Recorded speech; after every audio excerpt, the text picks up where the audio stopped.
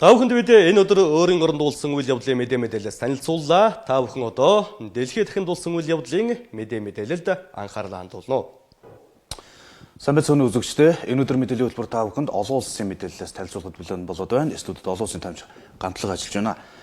За тэгэхээр эхний мэдээлэл бол бүгд найрд Хятад ард улсын дарга Си Жинпин Америкийн нэгдсэн улсад хийх айлчлалаа эхлүүлж байгаа юм байна. За Сиэтлын нисэх онгоцны буудлын дээр энгийн чиглэлийн онгоцоор бас хүрэлцэн ирлээ гэсэн мэдээлэл. 7 хоногийн хугацаанд айлчлална. За энэ айлчлал бас хүүтрүүдээс энэ хоёр улсын хоорондох харилцааг бас сэргээхэд тус нэмэр болох болов уу гэсэн олон улсын ажиглагчдын үнэлт багш байна.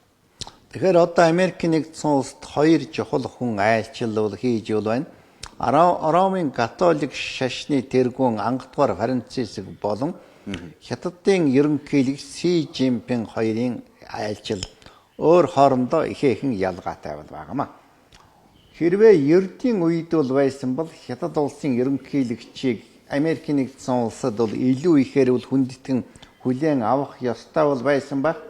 Гэтэл яагаад ч юм энэ удаа Ромын католик шашны пап ламтныг Америкийн нэгдсэн улсад хамгийн дээд түвшинд хүлээн авч харин Хятад улсын ерөнхийлөгчийг ямарваа нэгэн 2 дугаар бүр магадгүй 3 дугаар зэргийн улсын тэргүүн юм шиг үл тоон хүлээж явууллаа.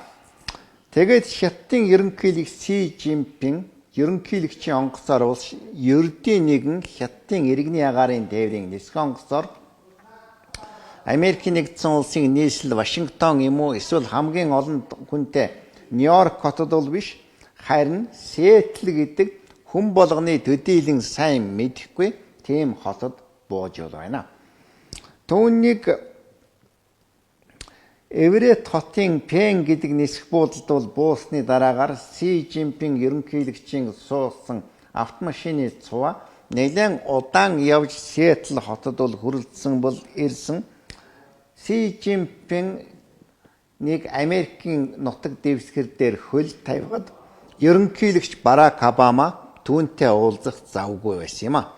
Эмч учраас Си Жинпин өмнө нь Америкийн нэгдсэн улс жирийн нэгэн мужийн захирагч байхдаа айлчилж байсантайгаа яг нэгэн адилаар Сиэтл хотод бол болсон Америк болон Хятадын бизнес эрхлэгчдийн буюу хотын захирагч нарын 3 дугаар форумд бол ирж уулзлаа. Ерөнхийлөгч Си Жинпин Америкийн нэгдсэн улсад бол хурц ирээд дайсагнсан биш юм а гэхэд нэлээд хүйтэн хөндөй харилцаатай тулгарчул байгаа нь хамгийн гол онцлог юм. Ерөнхийлөгч Си Жинпин эхнийхээ өдөр Сиэтл хотод бол үг хэлэхдээ Хятад улсын эдийн засгийн бодлого мөн кибер дайны асуудал, хүний эрх болон аж үйлдвэрийн тагнуул туршуулын тухай ярьсан байна. Хятад улсын ерөнхийлөгч хэлэхдээ Хятад улсын захиргаа өөрийн орны экспортыг нэмэгдүүлэхийн тулд валютын ханшаа хизээч өөрчилж ихсгэж багасгахгүй гэсэн мөн Хятад улсад гадаад улс орны аж ахуйн байгууллагуудыг ямар нэгэн байдлаар илүү дутуу харахгүй гэж мэдэгдсэн юм а. Гэхдээ Си Жинпиний энэхүү айлчлалыг ерөөсөө нэлээд хүндүүл байдалд бол угаасаа эхлүүлэх болсон гол шалтгаан бол сүүлийн үед Хятад болон Америкийн нэгдсэн улсын харилцаа Хятадын хакеруудын дайралтаас болоод ихээхэн муудаж байгаа юм а. Америкийн Apple компани түүхэнд бол анх удаага Apple-ийн програм хангамжинд бол вирус орсон Хятадын хакеруудтай холбоотой байсан. Мөн саяхан 6.5 сая гаруй төрийн албан хаагчдын хурууны хээг Хятадын хакерууд хулгайлсан зэрэг явдал гарсан юм а. Үүнээс гадна Хятад улсад эдийн засгийн хөгжил удаашарч Хятадын хөрөнгийн бирждээр томоохон алдагдал буй болсон Америкийн нэгдсэн улсад Хятадын удирдагчийг төдийлөн сайнаар хүлээн авахгүй байх тийм нэг нөхцөл байдлыг бүрдүүлчихэд байна. ерөнхийлөгч Си Жинпин Сиэтл хотод бол айлчлах далимда Америкийн нэгдсэн улсын урдаа барьдаг өндөр технологийн компаниудын захирлуудтай бол уулзах юм. Си Жинпин энэхүү айлчлалынхаа үеэр хамгийн гол нь Америкийн нэгдсэн улсын бизнесийн төлөөлөгчтэй уулзаж тэднийг тайвшруулах зорилготой болох баг. Нэгдүгээрт бол хятадын эдийн засаг үхээгүй гэдгийг бол хэлэх ёстой. Хятад улс Америкийн доллар болон Америкийн эдийн засгийг бол анхаарахгүй орхих гэсэн биш. Харин ч Америкийн нэгдсэн улстай харилцан ашигтай хамтын ажиллагаагаа үргэлжлүүлэх болно гэж Си Жинпин мэдэгдэх шинжтэй бол байгаамаа. Ерөнхийлөгч Си Жинпинтэй хамт дан ганц тэргуун хадагтай Пен Ли Юан төдийгүй Хятад улсын урдаа барьдаг томоохон компани болох интернет худалдааны Alibaba Group, Tencent, Lenovo болон Хятадын банкны төлөөлөгчид дагалдан явж байгаамаа. Хятад улсын эдийн засгийн өндөр хөгжлийн секторт Америкийн нэгдсэн улсын зүгээс хөрөнгө оруулалт бол хийгээсэй гэж ерөнхийлөгч Си Жинпин хүсэж байна. Харин Америкчууд эхлээд Хятад улсын хакеруудын зүгээс тус улсын зүг дэгдээсэн кибер дайныг зогсоохыг шаардаж магадгүй байгаамаа. Ямар ч гэсэн ерөнхийлөгч Си Жинпин Сиэтл хотод ирсэн эхнийх өдөр Хятад улс ямар нэгэн байдлаар кибер дайныг аль нэгэн улсын эсрэг бол өдөөгөөгүй. Хятад улс өөрөө ийм дайны золиос болсон гэж мэдэгдсэн юм а. Мөн түүнчлэн өмнөд Хятадын тэнгист болж байгаа газар нутгийн маргаантай арлуудын хэрэг явдлаас болоод Америк болон Хятадын дипломат ажилтнуудын хооронд зарим нэгэн харилцан үл ойлголцох явдал гарч магадгүй юм. Мөн хүний эрхийн асуудал ч гэсэн Хятад улсад хүндэрч байгаамаа. Зарим тооны хүний эрхийг хамгаалагчид Хятад байж байхдаа хууль хамгаалах байгууллагын ажилтнуудын зүгээс эрүү шүүлтэнд хүртэл өртөж байсан гэж саяхан мэдэгдээд байгаа. Энэ мэтийн асуудлаас болоод ерөнхийлөгч Барак Обама өөрөө хүссэн ч гэсэн Хятадын ерөнхийлөгчийг илүү халуун дотноор хүлээн авах боломж байхгүй болоод байх шиг байна. Гэхдээ Америкчууд өмнө нь Америкийн томоохон хэвлэл мэдээллийн хэрэгсэл нийтэлж байсан шиг Хятад улсын эсрэг эдийн засгийн хориг арга хэмжээг авах хэсэг нь юу бол гэж ажиглагчид хэлж байгаамаа. За дараагийн мэдээлэл бол цагаачтай холбоотой мэдээлэл байгаа. За Унгарын цэргүүд Хорваттай нээсэн хилийн дагуу 4 м өндөр хашаа босгож за үүнийгээ төмөр утсаар хашиж байгаа. За тэгээд тэрүүгээрээ бас удахгүй тог гүйлгэнэ гэдэг зүйл яригдж байсан. Инглээр цагаачд хорватын хэлээр Унгар руу нэвтрэх ямар ч боломжгүй болж байна гэсэн үг. За тэгвэл дараагийн алхам нь хорват өөрийнхөө хиллийг бас хааснаас болж сербийн хилээс хорват руу чиглэсэн 12 км-ийн урт машины цуваа бий боллоо гэсэн мэдээлэл байна. За үүнийх нь хариуд хорват сербийн тал бас эсрэг арга хэмжээ авна гэж мэдээлээд байна. Хорват серб хоёр ер нь хоорондоо бас 90-ийн дайны Югослав салан тусгаарлах үед хоорондоо дайтажсэн улсууд. Тэгэхээр энэ хилийн асуудлаас болоод энэ хоёр улсын хооронд бас дахиад дайсагналцал үүсэх юм шүү дээ гэсэн асуулт. Тэгэхээр ерөнхийдөө Европ ТV-ийн өмнөд болон дорнд улс зүгийн улсуудад томоохон зөрчил маргаан цагаачлалын асуудлаас болоод үүдэж байх шиг байна. Дэлхийн 2 дугаар дайнаас хойш хамгийн том цагаачлалын энэхүү асар том урсгалын яг зам дээр нь Унгар улс оршиж байгаамаа.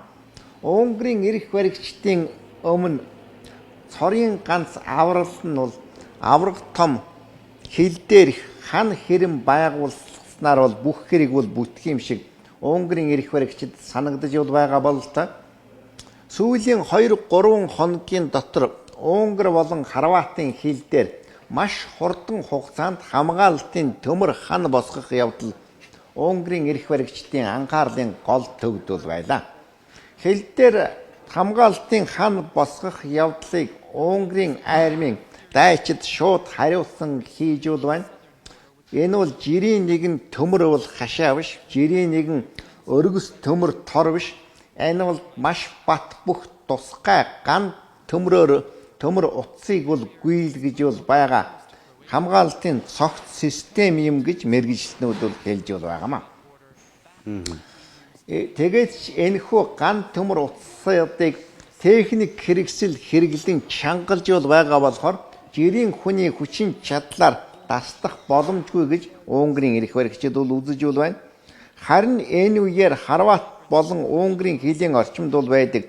Бремен болон Сарак хотуудын хооронд 10 гаруй автобус цагаачдыг суулган Хорватаас Унгарын зүг хөдөлж бол байгаамаа. Гадаадын цагаачдыг оруулахгүй гэж Унгар улс хатуу хууль гаргасан ч гэсэн Хорват болон Серб улсууд Унгарын зүг цагаачдыг суулгасан автобус болон галт тэргийг бол ерөөсөө удаадараа явуулсаар бол байгаа юм. Учир нь Унгар улс хилээ хаасны улмаас Унгарын эргэн тойрны Хорват, Словен, Ормын зэрэг улсууд болон Унгар улсын өмнө талд бол байдаг Серб улсын хувьд цагаачлалын урсгалд автах аюул нүүрлж бол байгаамаа. Ийм ч учраас нэг ёсондоо Серб, Хорват, Унгар зэрэг улс орнуудын хил дээр нэг ёсондоо дайн дэгдээд бол байна гэж бол хэлж бол болох юм. Серб болон Хорватын хил дээр 12 км урт үргэлжилсэн ачаанууд машины суваа бий болсон байна. Учир нь Сербийн нутаг дэвсгэр дээрээс цагаачд орж ирж бол байгаа явдлыг Хорват улс дисэж чадахгүй болсон гэдгээ мэдэгдсэн. Сүүлийн 2 хоногийн дотор 29 мянга гаруй цагаачд Хорватын нутаг дэвсгэрлөө орж ирсэн юм а. Одоо эдгээр 3 улс өөр хоорондоо гадаадын цагаачдыг ийш тийш нь шидэлцэж бол байгаа юм. Үүний улмаас нэлээд хэсэг олон бүлэг цагаачд аль ч улс руу нь гарч чадахгүй гацах байдалд бол орж байна. За дараагийн мэдээ Москва хотын төвд босож байгаа аврах том лалын сүмийн нээлтэнд Оросын холбооны улсын ерөнхийлөгч Владимир Путин оролцож энэхүү одоо лалын сүмийг нээлээ гэж хэллээ. За Туркийн ерөнхийлөгч Ресеп Тайип Эрдоган, за Палестины ерөнхийлөгч Махмуд Аббас нар бас энэхүү нээлтэнд оролцлоо. Тэгэхээр Оросын холбооны улсын лалын шашинтай улс үндэстэн хүмүүсийн тал дээр бас эерэг бодлого баримталж гин гэдэг Путин оролцож байгаа энэ үйл явдал бас харуулж байгаа нэг дүр зураг юм болов уу? Тэгэхээр өчигдөр Москва хотод тун их хачин зүйл боллоо. Юу гэхээр бол Оросын холбооны улсын ерөнхийлөгч Владимир Путин, Туркийн ерөнхийлөгч Ресеп Тайип Эрдоган, Палестины ерөнхийлөгч Махмуд Аббас, Казахстаны ерөнхийлөгч Нурсултан Назарбаев зэргийн хүмүүс Москва хотод бол барьж бол байгуулсан Европ төвдөө хамгийн томд бол орох энэхүү лалын сүмийн нээлтэн дээр оролцлоо. Энэ үйл явдал нь ихээхэн гайхлыг бол төрүүлж бол байгаа боловч үнэн дээр энд гайхаад бол байх зүйл байхгүй. Учир нь сүүлийн 10 жилийн туршид Оросын холбооны улс нь хуучин зөвлөлт холбоот улсын бүрэлдэхүүнд бол байсан лалын шашинтай улс орнуудын зүгээс цагаачлалын хөлд автаад бол байсан юм а. Москва хотод амьдардаг лалын шашинт иргэдийн тоо жил ирэх тусам олширсан учраас одоогоос 10 жилийн өмнө Москва хотод бол байдаг хуучин лалын сүмийг засах тийм шийдвэр бол гаргасан. Ингээд уг лалын хуучин сүмийн оронд бараг цоо шин сүмийг бол хамгийн орчин үеийн технологиор барьж бол босголоо. Энэ бол 6 давхар том сүм 7 цахилгаан шаттай дахир дутуу хүмүүст үйлчлэх тусгай техник хэрэгсэлтэй нэгэн зэрэг 10,000 гаруй хүн намаз мөргөл үйлдэх боломжтой юм а. Минарет самхгийнх нь бол өндөр 72 метр. Минарет гэдэг бол лалын шашинтнуудад хандаж мөргөлийн цаг боллоо гэж муэдзин гэдэг хүмүүс бол мэдээлжүүл байдаг тийм өндөр чухал газрыг нэрийг бол хэлжүүл байгаа юм. Энэхүү Минрет цамхгийнх нь өндөр 72 м, сүмийн гол бөмбөр оройн 46 м юм а. 1904 онд татарын худалдаачин Салих Эрзэн гэдэг хүн анх өөрийнхөө хөрөнгөөр Москва хотод жижигвтер сүмийг бол байгуулж байсан. Гэхдээ энэ сүм нь урд урдынхаас бол ямар ч харьцуулахын аргагүй аврах том сүм болж байх байна. Энэхүү сүмийн нээлтэнд бол ирсэн гол зочин бол яахаргагүй Турк улсын ерөнхийлөгч Ресеп Тайип Эрдоган байх шиг байна. Энэхүү сүмийг байгуулах явдал Туркийн засгийн газар ихээхэн хувь нэмэр оруулсан мөргөлчдийн Аллах тэнгэрт бол хэвтэж сунж мөргөх хевсийг нь хүртэл Турк улсаас ирүүлсэн юм а. Мөн Туркийн зураачид сүмийн дотор талын гоёл чимэглэлийг бол ямар ч үн төлбөргүй хийсэн гэдгийг хэлэх нь зүйтэй байхаа. Ресеп Тайип Эрдоган энэхүү сүмийн нээлтэн дээр чухал үгийг бол хэлсэн. Тэрээр хэлэхдээ одоо Европ төвд цагаачлалын урсгал дэгдэж байна. Энэхүү цагаачлалын урсгалыг зогсоох сорын ганц арга бол тэдгээр хүмүүсийн эх оронд ямарваа нэгэн иргэний дайныг зогсоох явдал юм гэж хэлсэн юм а. Оросын ерөнхийлөгч Владимир Путин сүмийн нээлтэн дээр хэлэхдээ Орос улс бол олон шашны ард түмнээс бүтсэн улс гэдгийг бол дахин хэлээд энэхүү сүм нь Оросын холбооны улсад бол амьдардаг лавлын шашинт иргэдэд яг тохирсон газар бол байх ёстой гэж хэлсэн байна. За дараагийн мэдээлэл Монгол улсын иргэнтэй холбоотой мэдээлэл байгаа. За хэдэн жилийн өмнө Монгол улсын иргэн Алтан туяа Малайзад амнасаа алдаж, за энэ хоёр улсын хооронд за мөн бүс нутагтай ч гэсэн асуудал дагуулж байсан зүйл болж хувирсан. За энэтэй холбоотой асуудлууд нь Малайзийн төрийн өндөр дэд албан тушаалтнууд хүртэл энэ хэрэгтэй холбоотой гэдэг зүйл яригдж байсан. За Малайзийн ерөнхий сайд Najib Razak-ийн хэл ахуйтай холбоотой дуйлаант хэрэг тарсны дараа тусаасад 2006 онд Монгол улсын иргэн Алтан туяа Шарибугийн Алтан туяагийн хэрэг илрэх боломж гарсан гэж яригдж байна. За Катарын Аль Жазира телевизээс сэтгүүлчид энэ хэргийн талаар баримтат киног Куала Лампур хотод бас гаргасан нь томоохон шуугаан дэгдээгээд байгаа гэсэн юм мэдээлэл байна. Тэгэхээр Алтан туяагийн хэрэг илрэх тийм нүх суу хонглын үзүүрт гэрэл харагдлаа гэж хэлж болохоор боллоо. Ингэх болсны гол шалтгаан нь гэвэл Малайзийн одоогийн ерөнхий сайд Najib Razak хэл ахуулын хэрэгт бол өөрөө холбогдоод тэрээр Малайзийн хөгжлийн сангаас 700 сая долларыг өөрийнхөө хармаанд шилжүүлсэн гэдгийг Америкийн нэгдсэн улсын Wall Street Journal сэтгүүлд бол гаргасан болохоор Najib Razak-ийн байр суурь ганхаж ихэлсэн юм а. Үүний улмаас Шарибугийн Алтан туяагийн энэхүү үл мэдэгдэх сэжиглэм хэргийн талаарх баримт материалыг цуглуулсан маш сонирхолтой баримт кино Малайз улсад бол гарч эхэллээ. Энэхүү баримт кино Катар улсад төвтэй Аль Жазира гэдэг хүчирхэг телевизийн сэтгүүлчийн мөрдөн байсаалтын аргаар бол бий болгосон байна. Энэхүү кино бол үндсэндээ Шарибугийн Алтан туяагийн амь үрэгдсэн шалтгааныг илүү тод томруун гаргасан хамгийн гол бүтээл гэж хэлж болох юм а. Энэхүү кинонд хамгийн гол асуултанд бол хариулт өгсөн.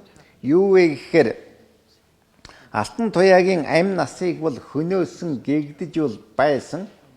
Тухайн үедээ Малайзийн дэд ерөнхий сайд бол байсан Najib Razak-ийн хувийн зөвлөх Абдул Разак Багинда гэдэг хүн энэ хэрэгт бол холбогдоод дараа нь гин буруугүй болж гарсан. Харин Алтан туяагийн амь насыг хөнөөсөн хэрэгт ерөөсөө холбогдсон улсууд бол Малайзийн төр засгийн газрын хүмүүсийг хамгаалах зорилготой байдаг тусгай албаны 2 зэрэг энэ аимшигт хэргийг бол үйлдсэн гэж гарсан юм а. Гэхдээ Алтан туяаг танихчгүй байсан энэхүү 2 тусгай албаны зэрэг яах гэж амь насыг нь бол хөнөөсөн юм бэ гэдэг асуулт нууц хэвээр бол үлдсэн. Мөн түүнчлэн Алтан туяа Абдул Аразак Багиндаг жохом ямар нууц баримтаар айлгаж мөнгө нэхэж бол байсан юм бэ гэдэг нь бас нууц хэвээр үлдсэн байсан юм а. Энэхүү 2 асуултын хариултыг үндсэндээ энэхүү баримт кинонд бол гаргаж ирж чадсан байна. Учир нь Алтан туяагийн амь насыг бол хөнөөсөн хэрэгтэй. Өөрөөр хэлбэл эмэгтэй хүнийг тарих руу автомат буугаар бол буудаад дараа нь цогцыг нь устгахын тулд дэсрэх бодис болон гарнат 4 мөчөнд нь зүүж дэлбэлсэн энэхүү 2 хүнийг анхандаа бүх насаар нь шоронд бол хорьсон мөртөө ердөөсөө 3-4 жилийн дараа шоронгоос сулсан юм а. Тэгвэл энэ 2 хүний нэг болох Сэрүүл Азмаар Амар гихч итгээд Австрали улсад бол очиод тэндээс Малайзийн өндөр албаны хүмүүст бол хандаж надад 1 сая Австрали доллар бол ирүүл дэхгүй бол би энэ хэргийн талаар бол мэдээллээ гэж айлгаж бол эхэлсэн гэдгийг нь энэхүү баримт киног зохиогчид олж тогтоосон байна. Мөн түүнчлэн өмнө нь Багиндагийн өмгөөлөгч байсан Бала гэдэг хүн с ิจ гтэйгээр нас барсан тухай мэдээлсэн байна. Бала өмгөөлөгч бол ямар зорилготой байсан бэ гэхээр Алтан туяагаас Багиндаг хамгаалах зорилготой байсан юм а.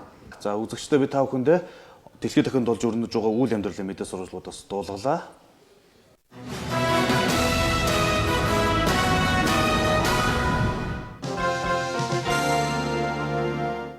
Эрдэст Vita Plus дусал бүрт дурлан Vitafit компани бүтээгдэхүүн. Өгөөжийн хөрөш нэр төрлөө нэмэгдүүлэн нэрстэй, ивэстэй, зэбиртэй боллоо. Хэрэглэгчийн утас 933391 таны санал бидэнд үнэтэй. Талх чигээр хүзээд компани. Бүгдээр юу хийх вэ? Хей! Өчигдөр би яасан гэж?